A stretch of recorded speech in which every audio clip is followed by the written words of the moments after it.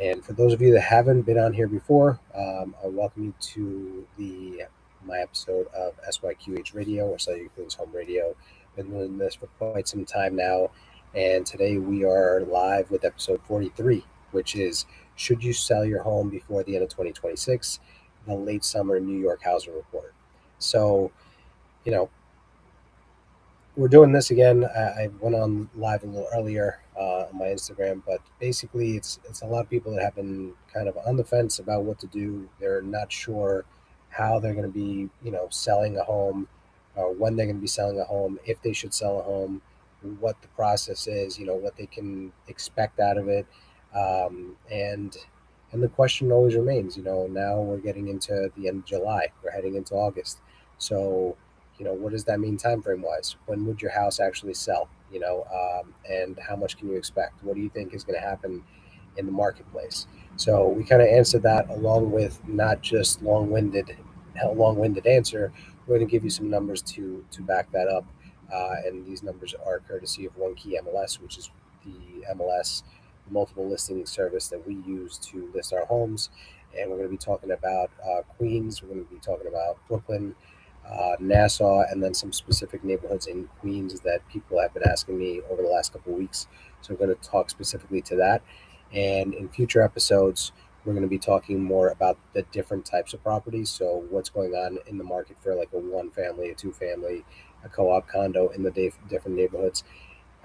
Didn't want to go too long on this episode, so I wanted to split that up. So this is just going to kind of be an overview, 10,000 foot overview of the market, and to answer that question of should you sell your home before the end of 2026, right? And it's crazy because we are there, right? So to begin, let me ask you guys a question.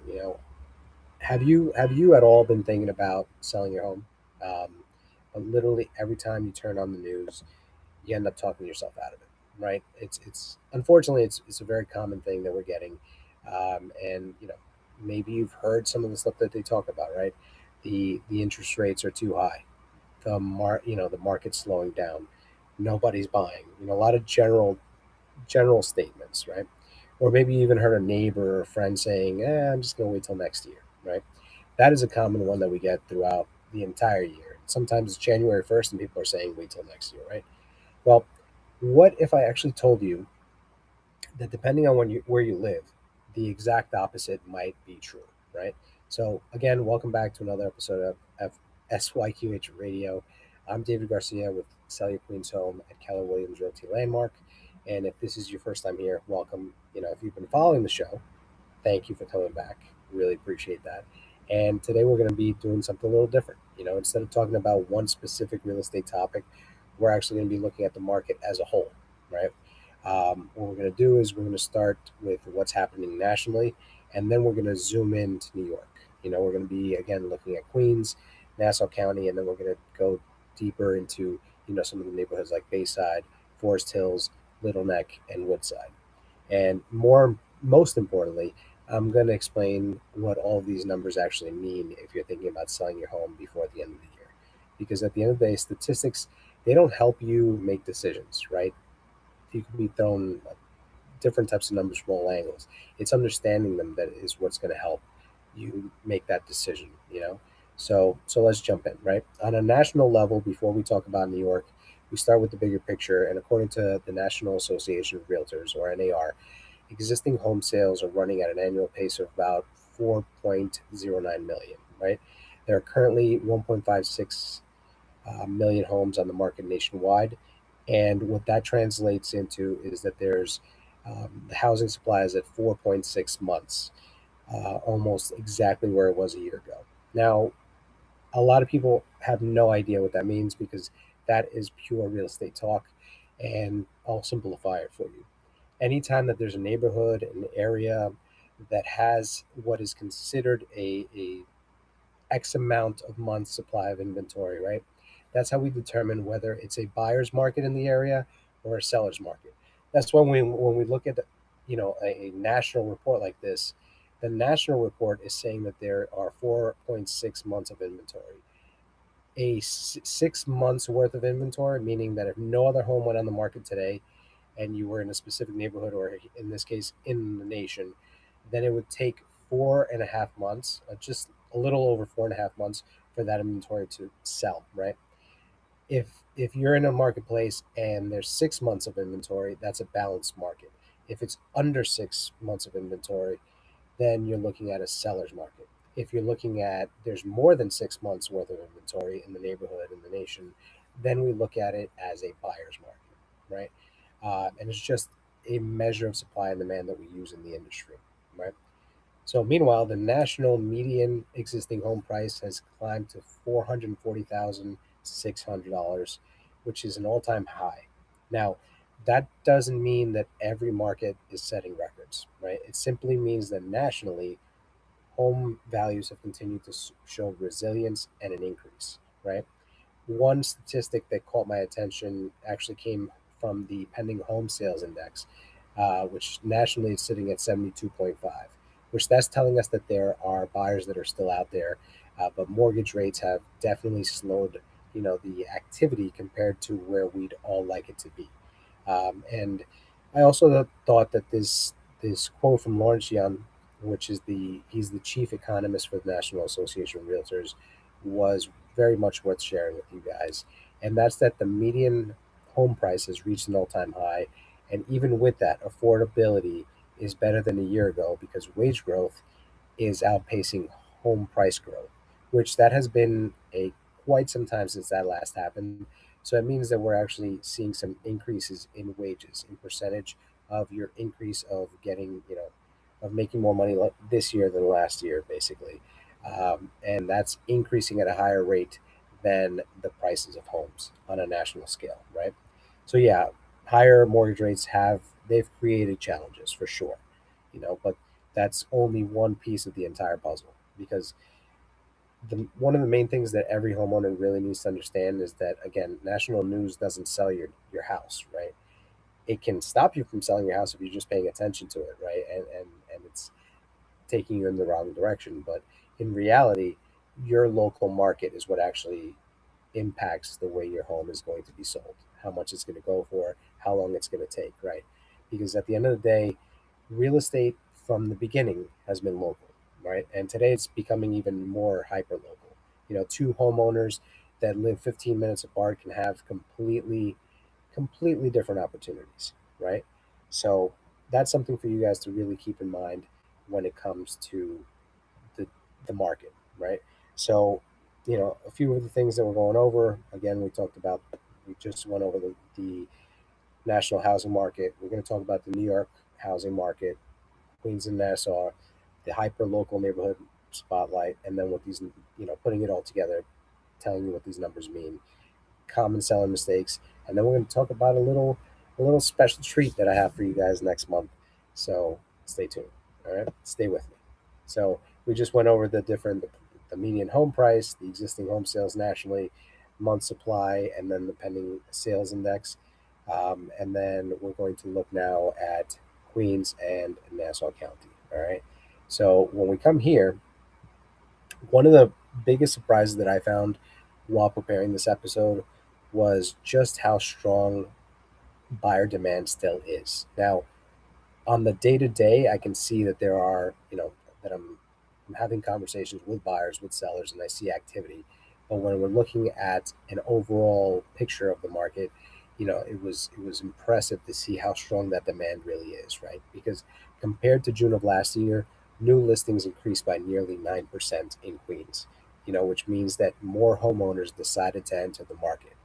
Normally, people assume that more listings automatically means a weaker market, and one of the things that we've been asking for, pleading for, is for there to actually be more homes on the market because there was such an inventory shortage.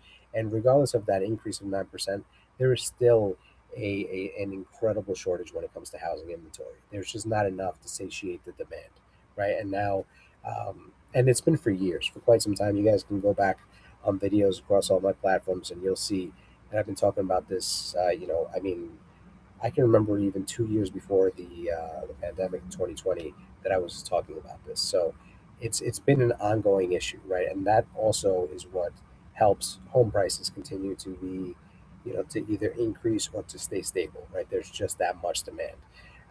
And again, people assume that more listings automatically means a weaker market. For us, it's a blessing that we've been asking for.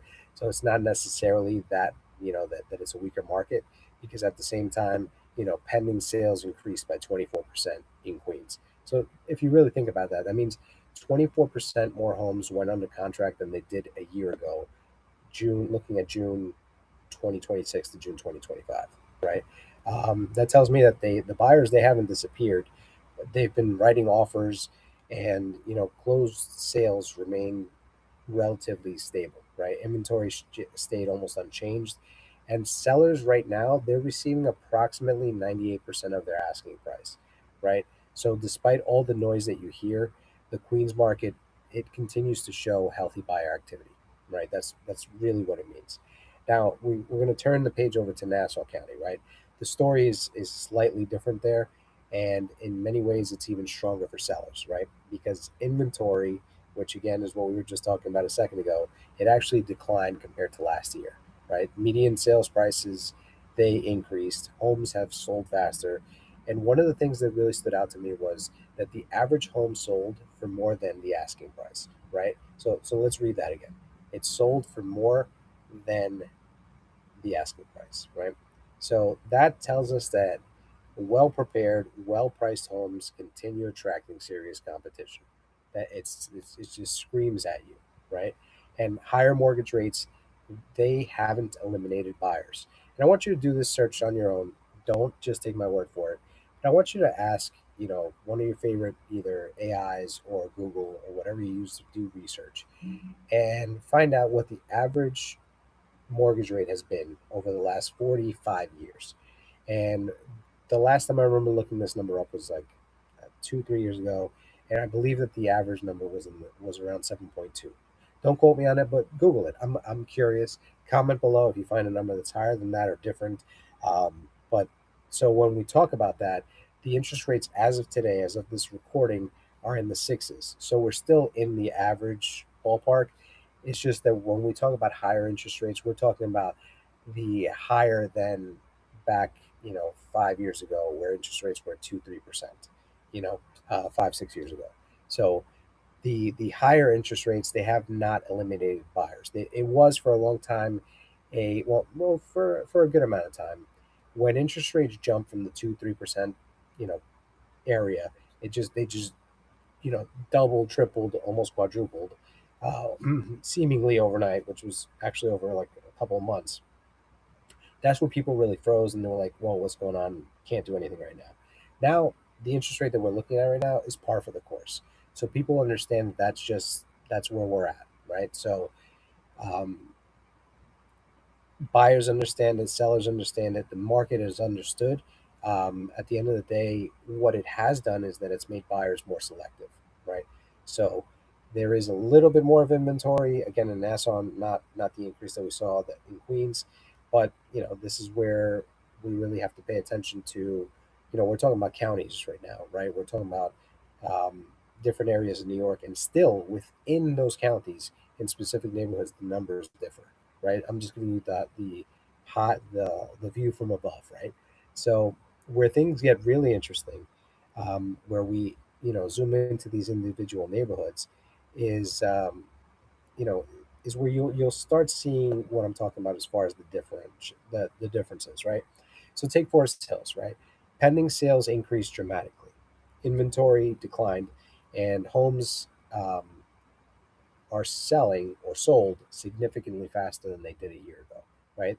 Sellers are also receiving closer to their asking price than they were a year ago.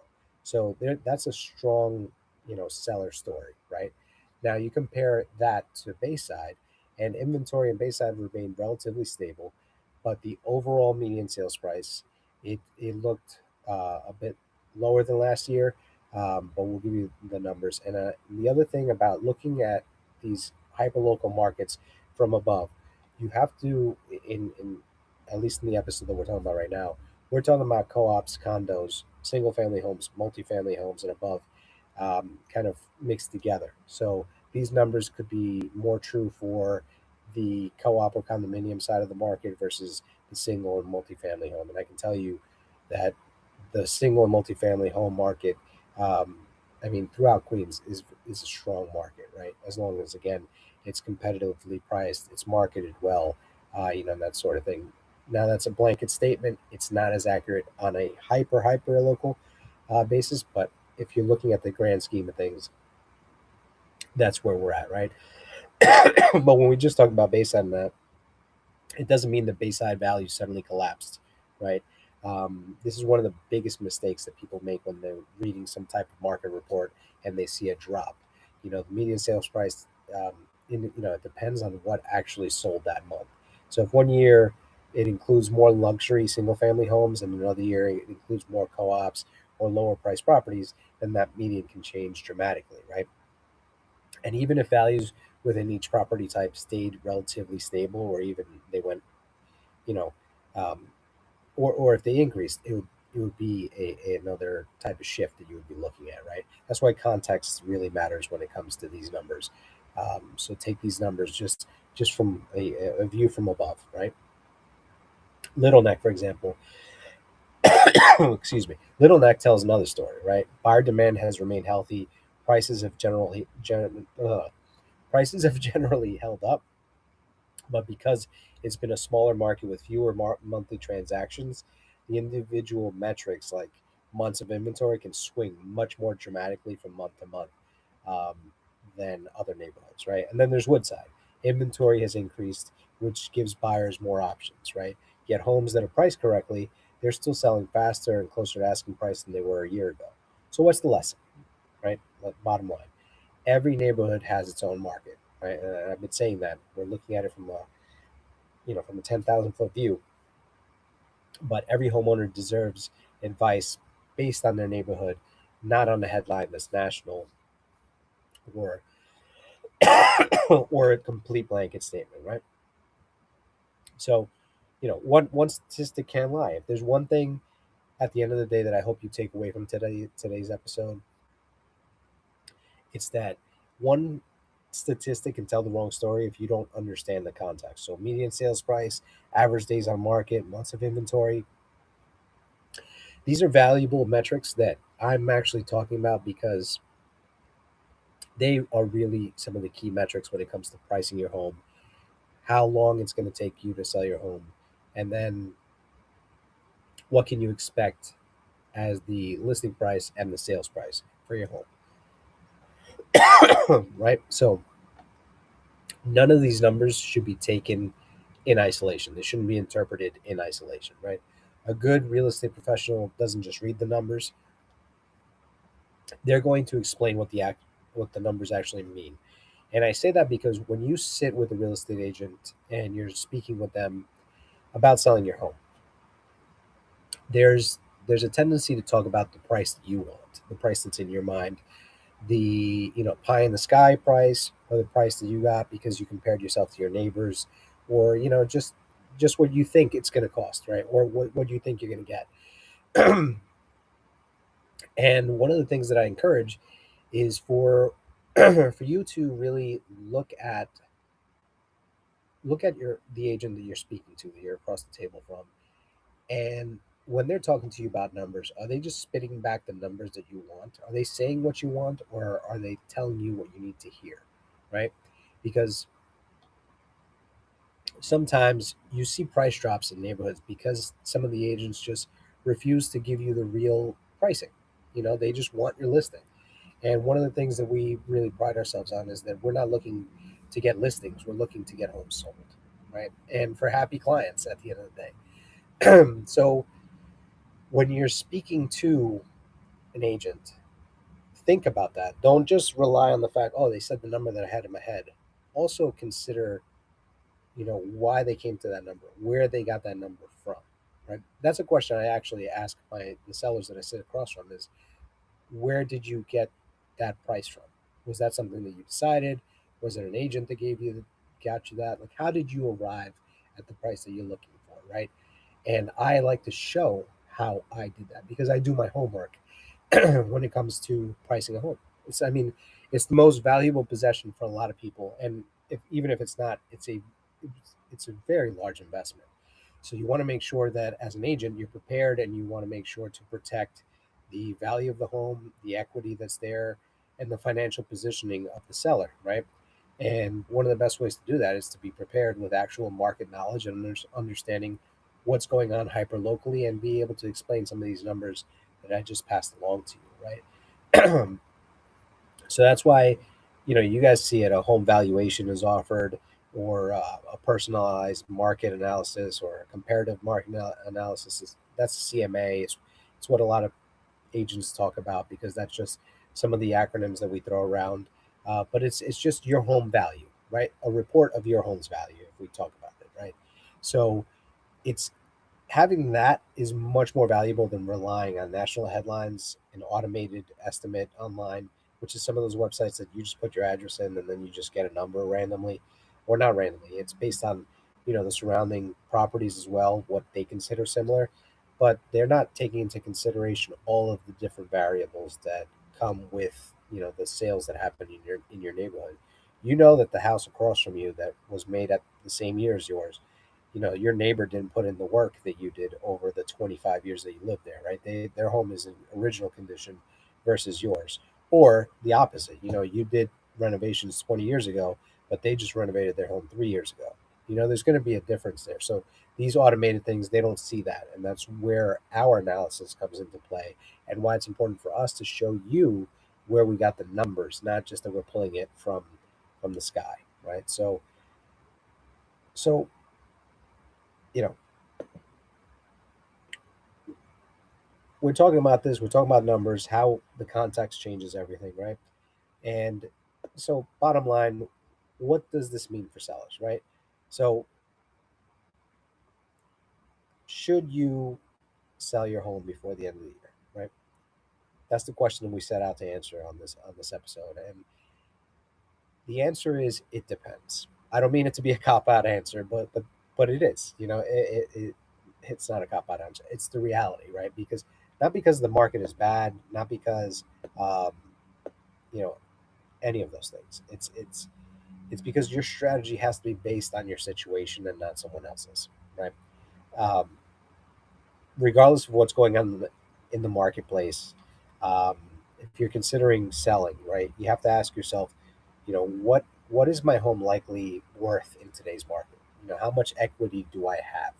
And I asked that question not because of what that means in terms of money in your pocket, but what does that equity equate to an opportunity, right? If you're looking to downsize because you're not the home is too big for you now, and if you're selling, right, and you're getting X amount from the sale after all the fees, after the taxes, commission, this, that, and the other, um, we need to know what that number looks like, what your actual equity coming out is, so that and we can explain to you, all right, you sell this home, you're going to net $400,000. Now with that, you can buy X in cash, or you can put a sizable down payment on a condo, or something to that effect. So you have to understand what that equity means. Not just how much equity do you have, but how much you're going to walk away with, and what can you do with that? What options do you have?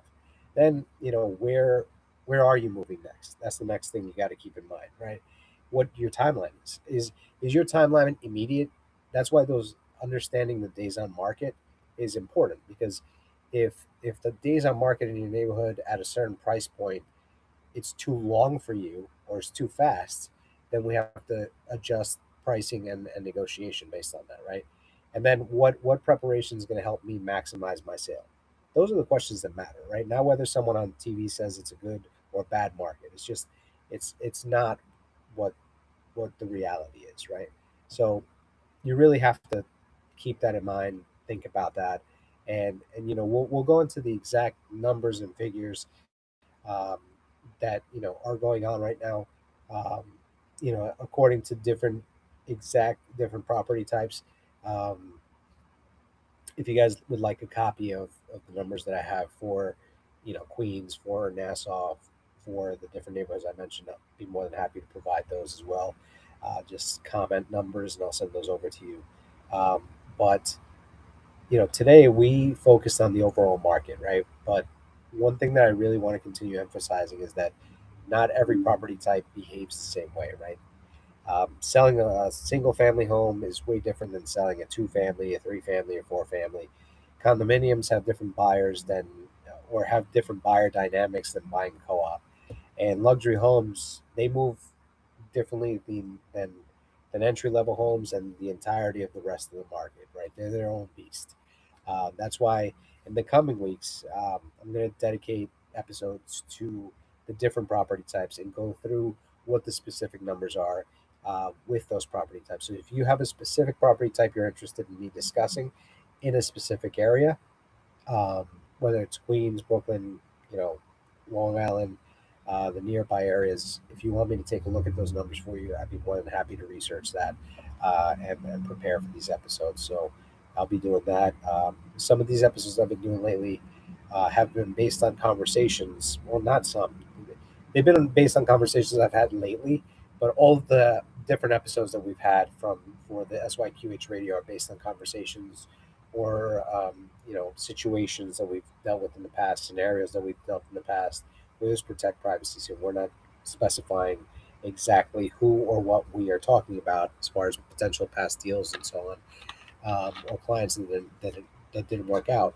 But when it comes to something like the market, that's something I wanted to talk about this because a lot of people just don't know what they don't know, right? And from what I talked about, you can see how the national market is different than the local market, right? So, we're going to talk specifically about what buyers are looking for, the unique challenges that sellers are facing in the market, and then the strategies that you can, that can help you maximize your results. So if your home falls into one of those categories, make sure you're subscribed. Go to Sell Your Queen's Home on YouTube and click the little bell. Make sure you have your notifications on so you don't miss an episode that's relevant to you. And you know, we'll we will go through the different things that we talk about. We're going to go through, the different type of markets that there are. Again, we're going to talk about the specific numbers as well. And you know,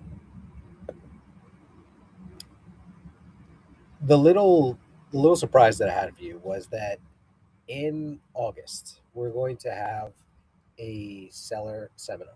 Now I'm still going to nail down the date and the guests, but if today's episode sparked questions about your situation, um, this makes me even more excited to share that this seminar is going to happen. We're going to go much deeper than we could on today's episode, um, and then based on, we're going to be sending out a a form to register so that we can see what neighborhoods you want information on, what type of property. And if you are the one of the first five to register for the event, you will get a market analysis, a home value report for your home, completely free, as long as you're one of the five to register. So you can definitely comment, register, or DM me today on any of the platforms, just so we can get that in motion for you. You might be one of the first up. But we'll cover everything from pricing strategy to preparing your home for the market.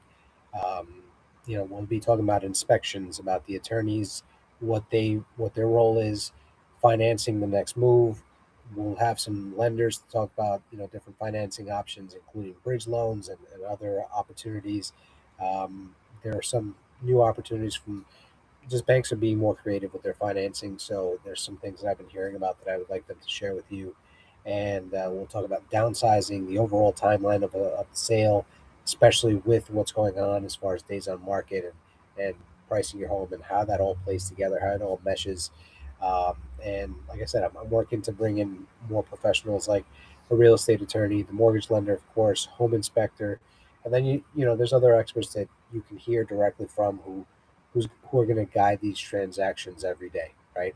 Um, and I'd love to introduce you to some of these incredible professionals that we've worked with throughout the years that really stand out from the different, from all of the others that are in the industry. I try to make sure to highlight the very best in the business, and I judge that based on either my experience with them, their reputation, and especially if they've worked with somebody close to me in the past, for sure. that that all plays a role. So hopefully you will be open to that invitation. If you'd like to be invited when the registration opens, leave a comment, send me a message, or reach out directly. You can reach me at 917-982-8899. I'd love to have you guys join us.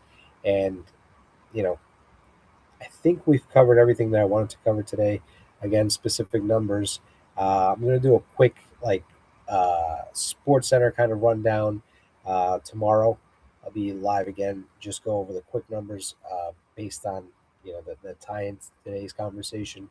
Um, but you know, what I'd like you to take away is just remember that the market is not one size fits all, right? Every single property is different. Every family, every homeowner has different goals, and you know,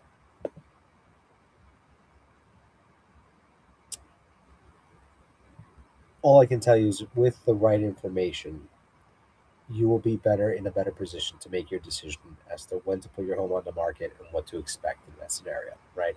Um, so if you'd like that personalized market analysis, the home value report, or you just want to have a conversation about what your options might look like, or you're even thinking about buying, please feel free to reach out. I'd love to help. I'd love to be a resource. Um, I'm never too busy for your referrals or your questions. I've been getting more and more of them lately, and it's really something that I'm very happy about. So I thank you all for the support and for the continued support. And yeah, thank you for spending part of your day with me. But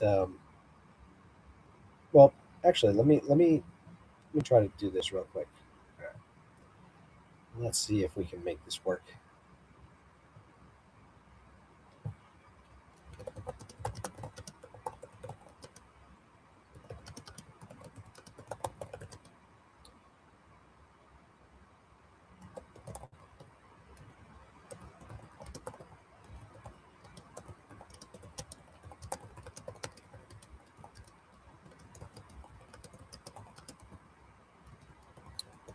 Just while we're here, while we're live, might as well. I just thought of a good idea, so let me make this a reality instead of just another idea. All right. So I'm going to give you guys the numbers that I didn't give you before. All right. So if you guys want, pick up a pen. This recording will be available, so don't worry about it. But I want to give you the numbers, right? So nationally, existing home sales are at 4.09 million, right? Inventory sits at 1.56 million homes. The home price has reached a median home price nationally again has reached a record $440,600, and there are currently 4.6 months of housing inventory, which means that nationally we're looking at a seller's market. Right, anything under 6 months of inventory is a seller's market. Anything above that is a buyer's market. Queens, new listings are up 8.8% from last year. Pending sales are up 24% from this time last year. Inventory is essentially flat, so kind of the same. And the sellers are, you guys are getting approximately, 97.6% of asking price. So that's what you can think of. So if, let's say you put your home up for $100,000, you should expect to get $97,600. Obviously, nothing here in New York is that price, but you get my drift. That's kind of where we're at here. So you can keep that in mind. In Nassau County, median home prices are up 3%, inventory is down near 3%, and homes are selling 7% faster than they were this time last year. The average home is selling for more than asking price, is what the report says. Forest Hills, pending sales have jumped up 44%. Inventory has come down. Homes are selling almost 22% faster than they were a year ago, and sellers are receiving 99.1% of list price. Again, all these numbers we're talking from a sky view, from top down. So specific property types are going to be different, right? This is including co-ops, condos, multifamily, and single family.